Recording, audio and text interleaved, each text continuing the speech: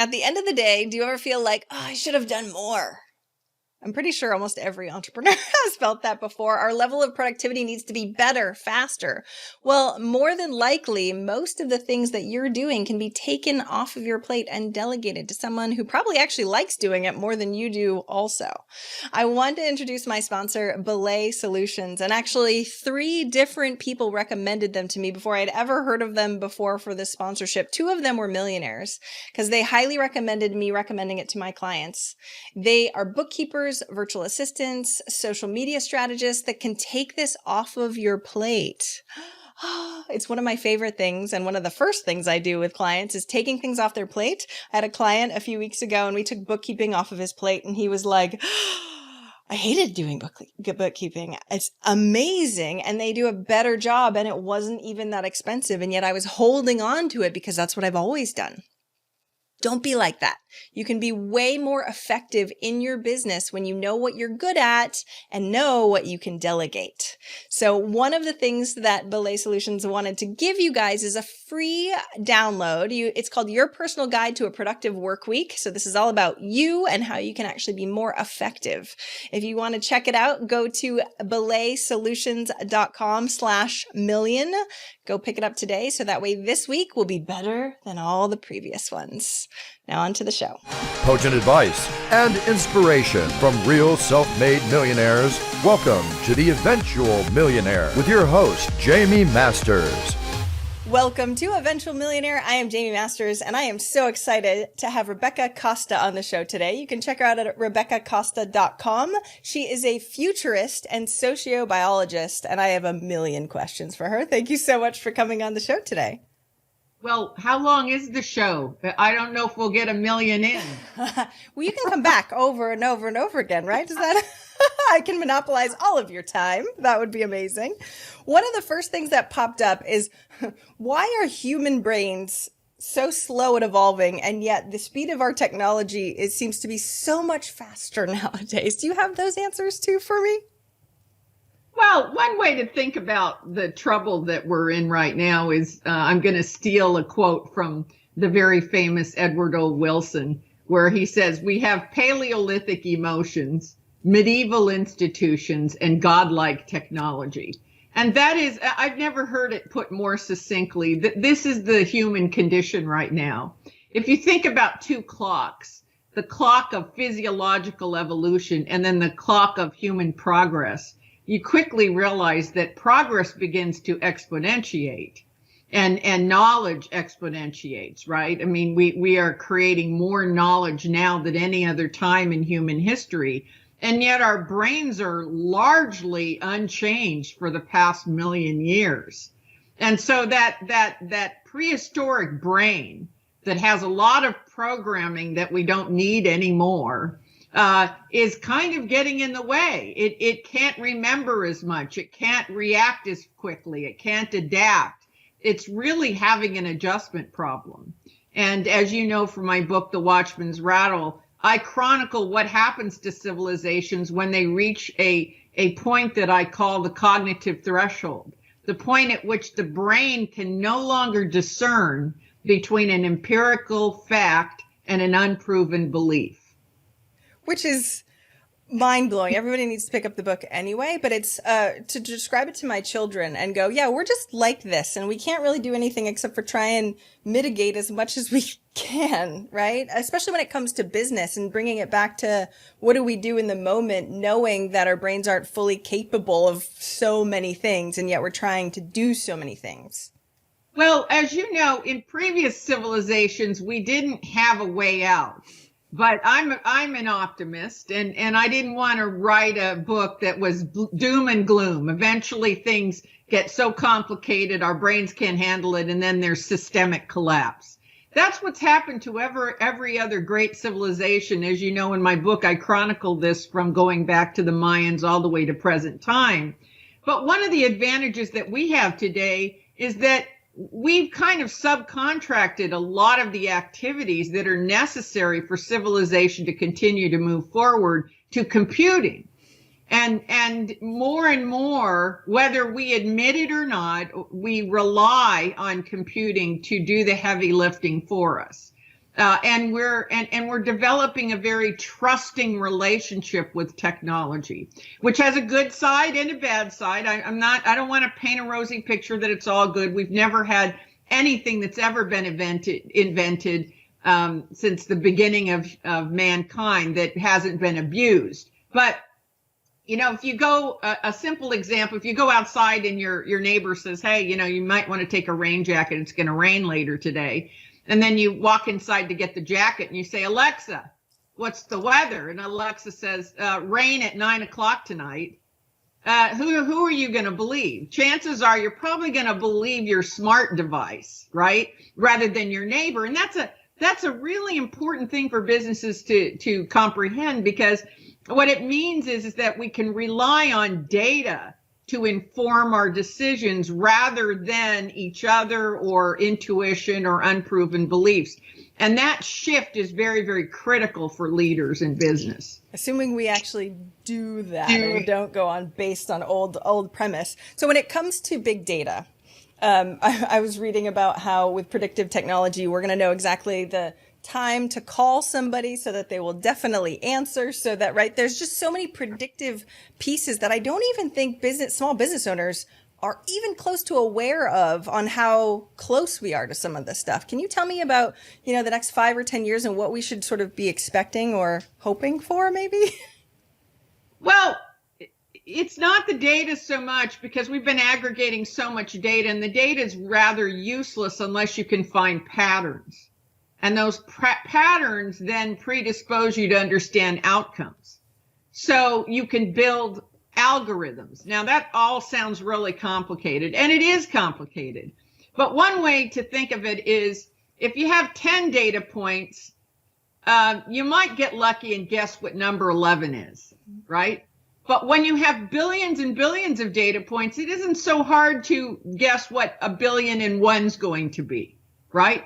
And so that's one way to sort of understand that quantitatively, we have so much data that we've become extremely accurate predictors of exactly what the next event is going to be. And whether that's somebody buying something, them buying something purple, them buying something purple under $21.43, them buying something purple under $21.43 tomorrow morning between 9 and 10 a.m. I mean, we're just closing in so that we approach business in terms of the highest probability of making the sale or the close. Do you think that small business owners will have access to this information, though? Because it's so expensive right now, right? So the big companies that can have access to paying attention to more of the predictive models and patterns versus the small business owner going, I know the information's out there, but I don't know how to get it. Like, where does that look like in the future? Well, this is where I think there's a need for a service. And I think that the Amazons and the Googles of the world are really looking at being able to provide those kinds of services, because, a small business, a mom and pop shop isn't going to be able to go get some supercomputer to run these kinds of algorithms. But in the same way that, remember that it was only a couple of decades ago that you had to be a big company to have a website. You needed website designers and programmers to make the website. And then suddenly there was a barrage of easy to use tools. And now, a grandma can set up a website to sell cookies, right? So we're going to see these predictive services come into play. But that doesn't let us off the hook to keep our eye on it. Because when these services are available, and some of them are right now through Google, through Amazon, we need to jump on these services, because what they do is they allow us to pinpoint a positive outcome in a way that we've never had that power before. Which is amazing, because business is tough, right? And to make it a little bit easier using data instead of trying to, like you said, use intuition or what we think might work is difficult. So hopefully we can be using it for good and for small businesses to really flourish. What are some of those things, the technologies that are coming out that will be really helpful for small business owners in the future that you think of? Like, I'm thinking I used to do website design back in the day and how expensive and how hard it was to code for everybody. But because we're moving so fast, there must be so many other things that are up and coming that business owners don't even see. Well, there are many things. I talked to a small business owner the other day who was pretty shocked when I said, look, you can get facial recognition software loaded up on your computer every computer has a camera. And I said, and you can look as you're talking to a customer, you can look and see if they're responding to what you're talking about. And I said, how much do you think that facial recognition software cost? And they said, I don't know. And I said, about $200. And I'm going to need that link. Yeah, that's amazing. Because here's the thing. You have 52 muscles in your face. And going back to prehistoric times, this is the way we express ourselves. This is the way we express we're pleased. And this is also the way that we express that we believe you, that you're telling us the truth, and that we're going to take an action. All of these are expressed through those 52 muscles. And facial recognition software has gotten very cheap.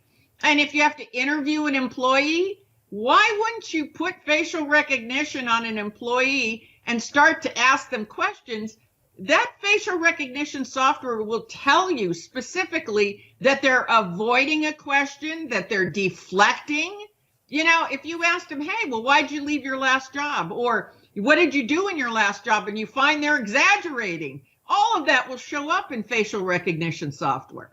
So it's not just the customer, it's also the employees. If an incident occurs, you want to be able to interview them. And these tools are very, very inexpensive. So, you know, we've been talking about big data. Big data, I don't want to just look at, okay, you want to make a sale or you want to sell your service. There's other aspects of it that are inexpensive and that you can use. And that person said, well, I'm all over facial recognition software. I want it in all my stores so I can see, you know, when someone looks at a price tag, maybe they're reacting to it really negatively and we better bring that price down.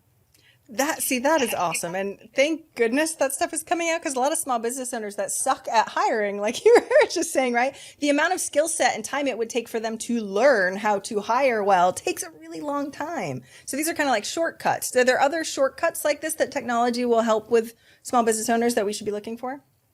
Well, absolutely. There's all kinds of, you know, first of all, there's security systems, right? There are smart labels that are coming out now. So that if you have a customer that comes in and really wants to know, hey, where did the ingredients of this packaging come from? What were the labor laws? Am I buying, you know, just recently, today, I believe, it came out that many cosmetics were using a particular type of grown, agricultural product on farms in Indonesia where there's regular child abuse and rapes going on. This news just broke today. So if you're a retailer and you're carrying Shiseido and all of these products and all, and that news hits, you're going, well, wait a minute. How many other products am I carrying, right, are based on this? And consumers, particularly young consumers, they care about that. And bear in mind, smart labels are getting to be more and more popular, where you could just take your phone and tap that label and it will take you all the way to the source of every ingredient, including indicating labor laws that governed that farm that produced that ingredient. So, you know, you get a consumer and you may be able to go to them and say, is that something that you are concerned about? And they say yes. And you might be able to tap that label and scroll down to a particular thing that consumer is concerned with, because that really matters to the younger generation. Why do you think that is too? Like, I do see sustainability and really paying attention to where things are bought, right? And the integrity of the companies that we're buying from. Do you think that's just part of our evolutionary process for younger people caring more about that? I think it's all a generational thing based on how comfortable you are with digital technology. I really do. I mean, I'm 65 years old and everybody thinks I'm really hip because, I'm on top, I'm a futurist. And so I have to be on top of all emerging science and technology. But I can tell you that everybody else in my age group is going, I don't really need to know that, as though it's difficult to know it, right? When you're, I think at over 40, you think there's going to be a degree of difficulty, or you're having so much trouble navigating a complex world, you just don't want it. You're kind of self-editing the data, right? Whereas I find that my children are, they're just data hogs. They want to know everything, even stuff that I don't think particularly matters, but, they want to be informed. And so my hat's off to them because they know how easy it is to get to that data. That's a really funny way to put it too. Yeah, even with my kids, they're younger and I'm like, I can't even I'm a geek. I have a degree in computers. I used to build them. And yet I have no idea half the crap that they've gotten. I'm feeling like that's too much at this point. But the speed is just so fast right now. I mean, 20 years from now, who knows? I mean, maybe where things will be. Well, everything will be instantaneous and we won't be using external devices. We'll actually be using implants. Okay, let's talk about that. And we're already broaching that. If you look at people that have medical problems, they're coming back from the war, they're using robotic arms, legs.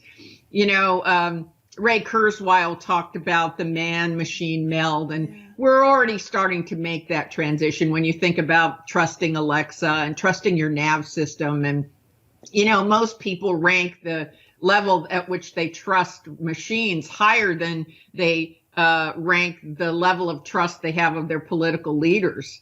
That's true pretty much throughout the United States. So you can see that this transition is already beginning to occur. Wow. Okay, that's really interesting. And it just made me think of like politicians and then using the facial recognition. And so we'll know when people are lying, maybe potentially, right? Well, I want somebody, you see, I'm interested in a whole new news media that uses facial recognition when these Senate hearings are going on, like the confirmation hearings. Why are we having confirmation hearings without facial recognition? I mean, this is ridiculous. We're picking a Supreme Court justice when we could have cameras on them and say, hey, they're deflecting, or that wasn't true on the truth meter, and on the cameras on every one of the senators asking questions. So, I mean, we're not fully using the technologies that we have. And believe me, it's not because of price. It's not a matter of money. Well, when you start looking at then it becomes moral dilemmas, right? And it's like, where is the line between what's okay and what's somebody's opinion of not okay, right? Because it sounds like we can do a lot of things even right now. And yet, that's scary as all heck, right? I mean, I like the level of transparency.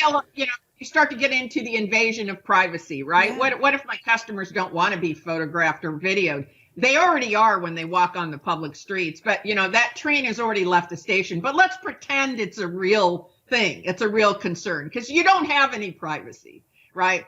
People asked me about it and I said, that might have been something to talk about 20 years ago. Way too late, not interested as a futurist. But people may be squeamish about that. Well, in the commercial world, if you go out and you're doing a documentary or anything like that and people are walking by, you have to have them sign a photo release. And the photo release says, it's okay, you're in the background here, or you give permission to use it. So you can ask people that are coming in to, look at their phone and hit a yes, I agree. I agree, that I'm going to be videotaped.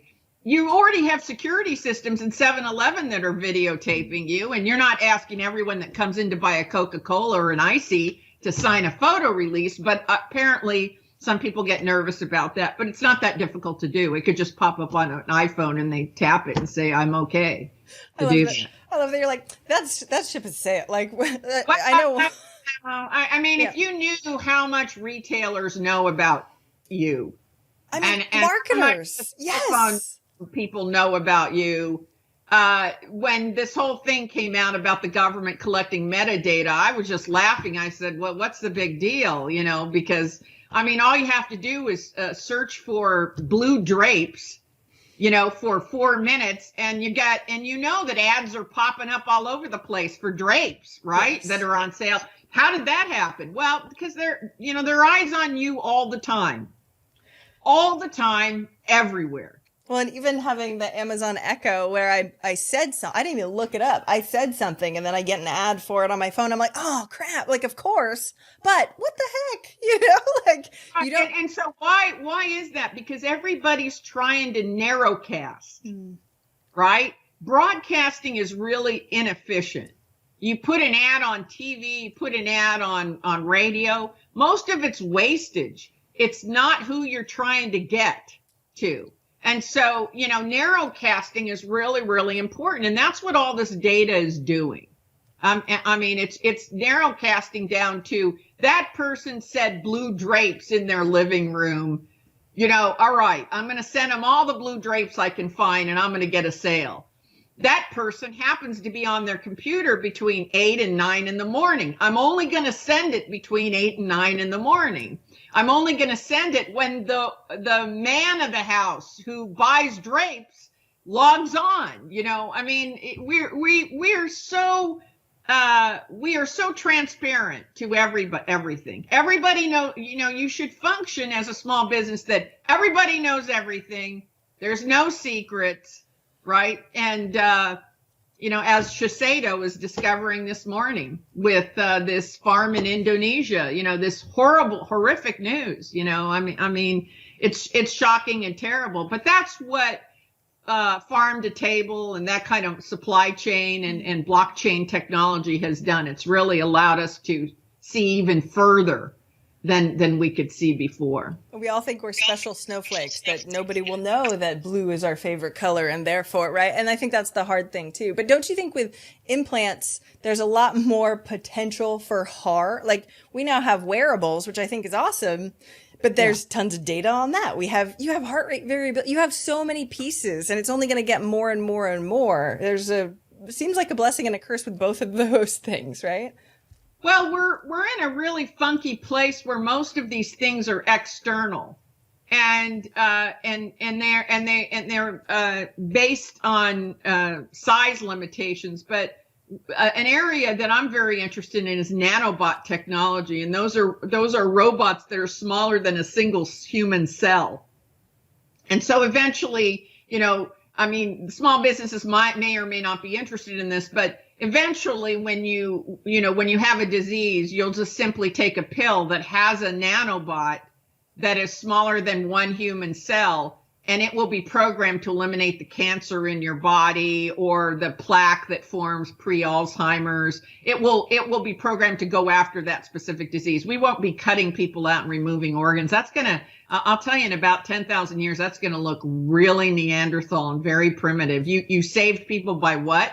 Cutting open their bodies and taking stuff out. It's going to look primitive. And many things we're doing are going to look pretty backwards. Well, and even I was thinking of the robotics in surgeries. We're like, oh, but it's the size of a room now, right? Where computers used to be the size of a room, but not that long ago. And I think that's the thing that's so tough. I know Ray Kurzweil used to have a 2040 something line. Where do you feel like we're going to be living a lot longer too? Because that's so potent for business owners right now to go, oh, if my customers are living longer, and this is right, it just changes things. Well, that gets back into the predictive analytics. An example I just gave that people loved is I said, we've gotten to the point where we can predict an old person's going to trip and fall within the next 3 weeks with about 85 to 90% accuracy. So you go, well, how is that even possible? Well, it turns out that there's somewhere between a 2 to 3 centimeter change in their walking gait that occurs. That's the ultimate predictor that they're going to trip and fall. We didn't know that occurred again. But again, this is what predictive analytics has allowed us to do. It's to associate the change in the walking gait, the normal walking gait, with the trip and the fall. So if you know technology, we're going to get better and better and more accurate at doing this. But the point is that for the elderly, most of them lose their ability to live independently and wind up going into assisted living because of those falls. So if you can just prevent the fall, by putting a Fitbit type of device on that would ping their phone or their caretaker's phone or their family's phone that said, hey, their walking gait has changed. They're getting ready to take a fall in the next day or two. Get them off of uneven surfaces into physical therapy to correct that walking gait, whatever, and avoid that fall. We found that we can keep the elderly living independently anywhere from 3 to 5 additional years. So that gets to not just the medical health, but the prevention of what causes people to deteriorate.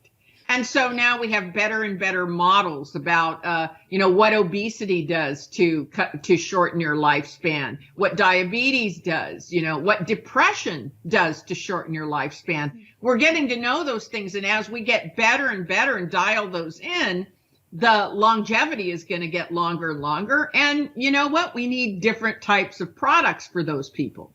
Yeah, I love this. It's also seems so science fiction, even though it's not at this point, right? So when you're talking about nanobots, what's the timeline on that? I know you said 10,000 years, but when do you think we'll actually start using it in a way that will really be impactful? We're already using them. We've already used them in Norwegian rats, I believe. I don't remember which country right now, but we've already tested nanobots to remove the plaque that forms pre-Alzheimer's, and it was 100% successful. Wow. The robot removed the plaques and turned itself off and was eliminated through urine. So, we know it works. When will human trials begin? Not for a while, but as a futurist, I'm the first to admit I'm always wrong on my timetables. I always think that something's like 5 years out or 10 years out, and then all of a sudden, it's available on Amazon in 1 year. So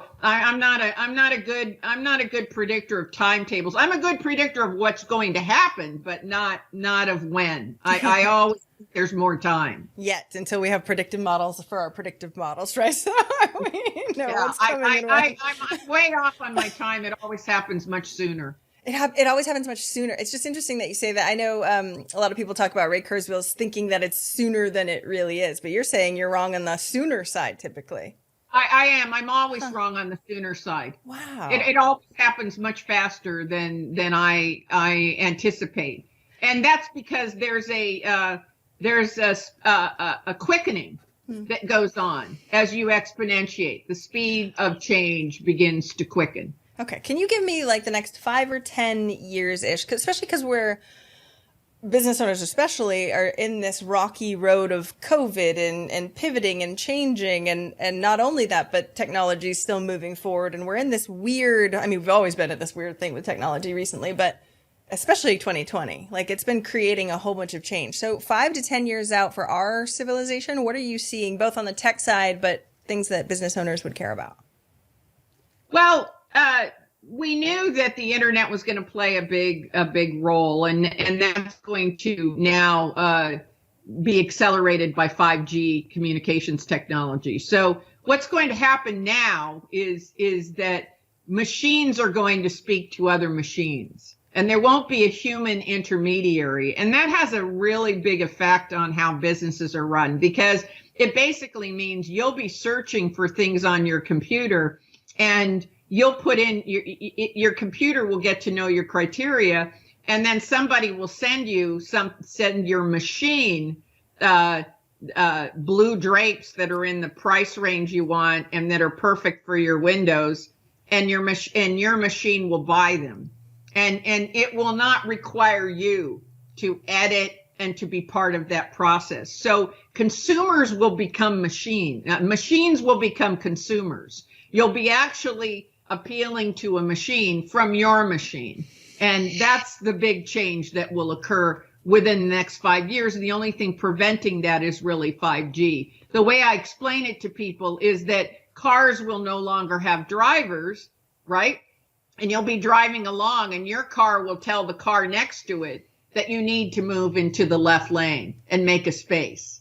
And in that way, machines will be talking to other machines, and they won't be controlled by humans. Which is a gift in some ways, it seems like, especially when it comes to car accidents and stuff like that. But what about like emotional buying, will we not have, like, if it's machine to machine, where does the impulse buys and where does the more of the human psychology come into play on any of this? Underestimate the machine's ability to know what your impulses are.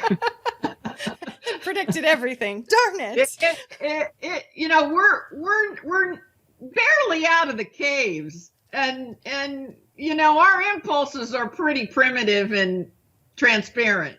I don't think that's a big challenge for an AI machine. I know, it's funny. Like, even Uber Eats, my parents are just like, it gets delivered, right? But I still have to hit the buttons. But I just want them to know what I'm feeling like eating. Well, and just have it it is going to know. And again, you'll have internal devices. It'll start externally, but you'll have internal devices that'll be communicating to a hub, and that hub will be talking to other machines. And it'll be monitoring everything. It'll be monitoring your hormone levels, your health levels. It'll be monitoring your joy levels and whether you're unhappy with something. You know, you may open up those drapes that were ordered without you and you're not happy, and immediately your machine is saying, we're sending them back. We'd like a full refund. I mean, it's taking care of everything. You're like, so, yes, good. This is like the Jetsons. Yes, I want everything to know everyone. But on implants, would you get an implant? Like, if they had one soon, would you get one? Or are you worried about that technology too? I am up for everything. As a futurist, I'm open for everything. So yes, as soon as there's an implant, I'm top of the list to try to get one. Yes, absolutely. See, I've always joked that I don't want to be in the alpha trials. Like, I'll be in a beta group once they've really tested on a bunch of other. I just feel like there's so many problems that can go wrong in tech also, that of course once they get good at it, but we can't even keep our internet working right now, right? That is true, but you have to remember there's an age difference between us. You know, amongst EU insects, the elderly are always sacrificed first. Although I'm not trying to draw an analogy between human troops and ant colonies, but so amongst highly sophisticated eusocial organisms, you will note that the elderly are sacrificed first. They're sent out as soldiers in the front line. And perhaps that sounds rough, but that's the way it works. Yeah, I mean, when I'm 100, I'm going to be like, sure, why not? I'm going to die anyway. Who cares?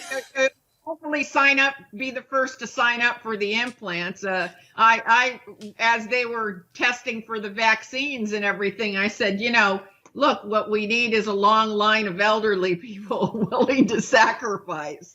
It's crazy, though, to think of. Because, so my former husband has stage 4 cancer. And they're like testing. I mean, for him at this point, he's like, I'm going to test whatever they're willing to give me because there's not, I mean, I'm going to die anyway. Right.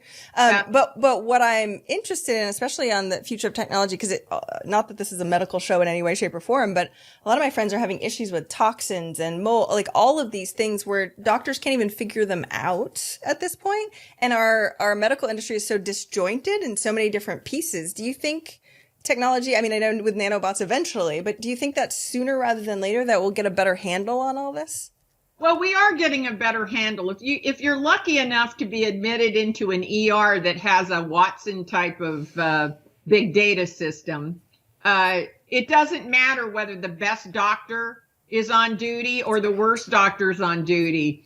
Whoever the intake person is will type in whatever your symptoms are, and Watson, an AI-based medical system, will come back and say, the chances are 90% the patient is suffering this, 89% this, 63% this, 23% this. And then the most important thing that the AI system will do is it will say, but if you get me this information next, I can improve my diagnosis by 33%. So it provides a pointer. So you can be a medical student, your first day on the job, and you'll be as good as the best physician in the entire hospital. So we have to remember that that's what AI has the power to do. Yeah, That's so exciting, though, too. How quickly, and I know you said yours is usually sooner, but how quickly do you think that'll actually be adapted? Is it just a cost thing right now, or is it that we don't trust it yet? No, most ERs throughout the United States, not in non-developed countries, but most ERs in the United States of major hospitals are relying on Watson-like AI systems. Right. The doctors are putting in the symptoms, and those symptoms then are going into algorithms that are coming back with the probability that you have this disease. Many people don't know this, but most people don't know that at least 20% of the health problems that you encounter are going to be rare diseases. Rare diseases in and of themselves are rare, right? And hard to diagnose and usually take up to 7 years to diagnose. Yeah. But when you combine all the rare diseases, there's about a 20% chance. So if you think about it, 20% of the ill people are going to go through this horrendous journey of 7 years of trying to figure out what's really wrong with them. And my bet is at some point they'll wind up in a psychiatrist's office who's telling them nothing's wrong except you just think something is. It's all in your head. Yeah. But using AI algorithms, there's a company, I'll have to remember the name of it later, but there's a company in Silicon Valley that basically said, well, why can't these rare disease experts all be able to go on a site and you load up all your symptoms? If you're a year or two and they haven't been able to figure out what's wrong, load up all your tests and these specialists will be able to tell you if you have a rare disease. They've cut that time down from 7 years to less than 6 months for diagnosis. For this stuff. Yeah, I mean, it's information that we have. It's just, what was that? And a couple $100. And there's another example of, it's not the cost. It's just getting it used and getting the availability out to other people. I love talking about this stuff. Okay, do you think we'll be needing to use our brain less as far as information processing, because we're going to have other external? No, our brains are going to be in full use, full power. As you know, at the end of my book, I talk about brain fitness. There's a lot of evidence that brain fitness tools, particularly those that were developed by neuroscientist Mike Mersnick out of the University of San Francisco. He was the first guy that really looked into the adaptability of the brain. When you have brain damage, sometimes other parts of your brain take over whatever that function used to be. And he's just a brilliant neuroscientist. And he began thinking about how hard it is every day for our brains to be in maximum use, right? And just be, it's just like you have no other gears on your car. Yes. You only just know you have one gear and you push the pedal to the metal all day long, right? Until you collapse and sleep at night. And some of us don't even get proper rest on top of that, right? So when you really look at that, you really have to give your brain all the help that you can give it. And one thing to do is to spend 5 to 15 minutes using brain fitness.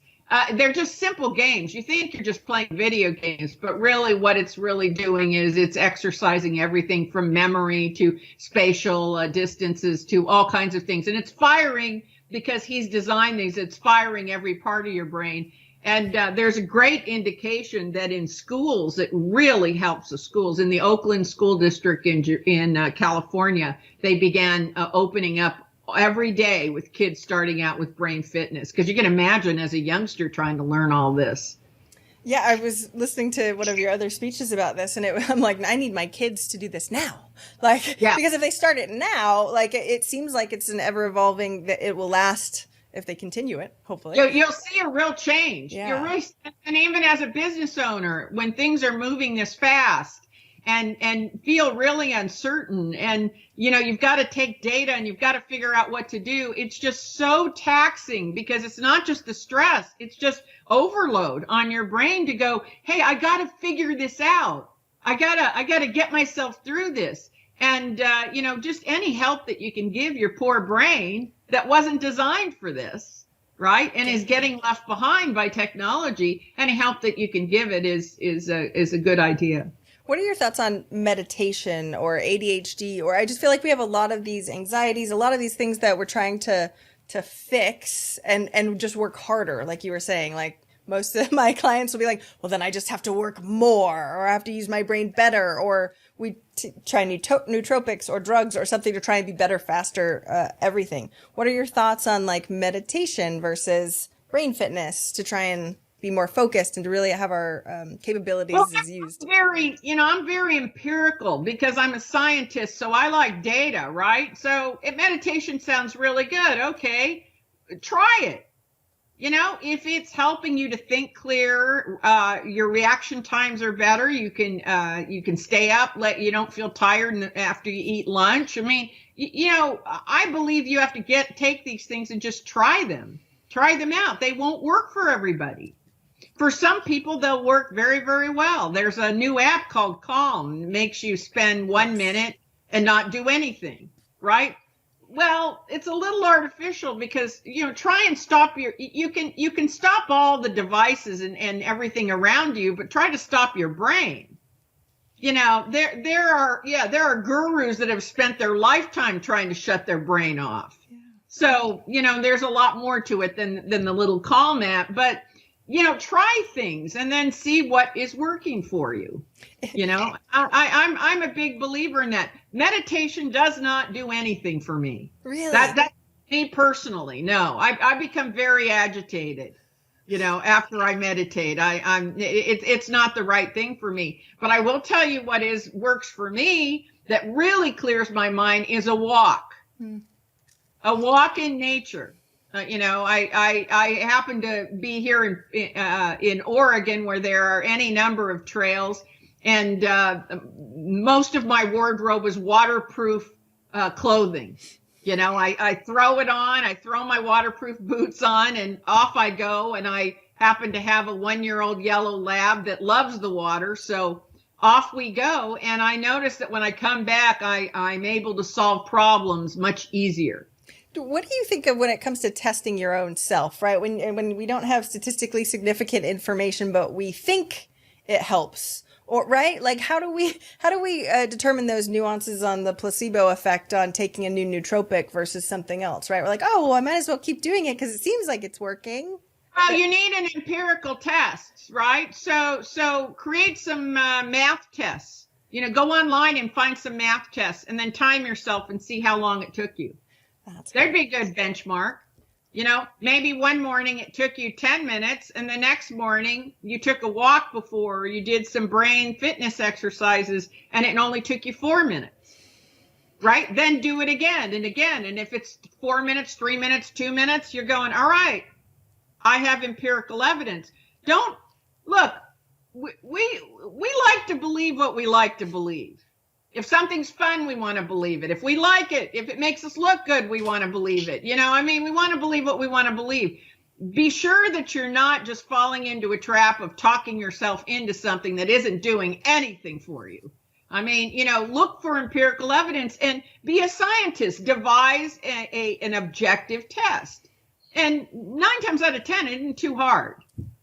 I love your perspective. Okay, so one other question. When it comes to small business owners, especially with everything that they have going on, should they be reading, besides your book, of course, what should they be reading or paying attention to really know what's coming? So that way they have a little bit more time to adjust for what we're going through. There isn't going to be any more time to adjust. These kinds of things. Okay.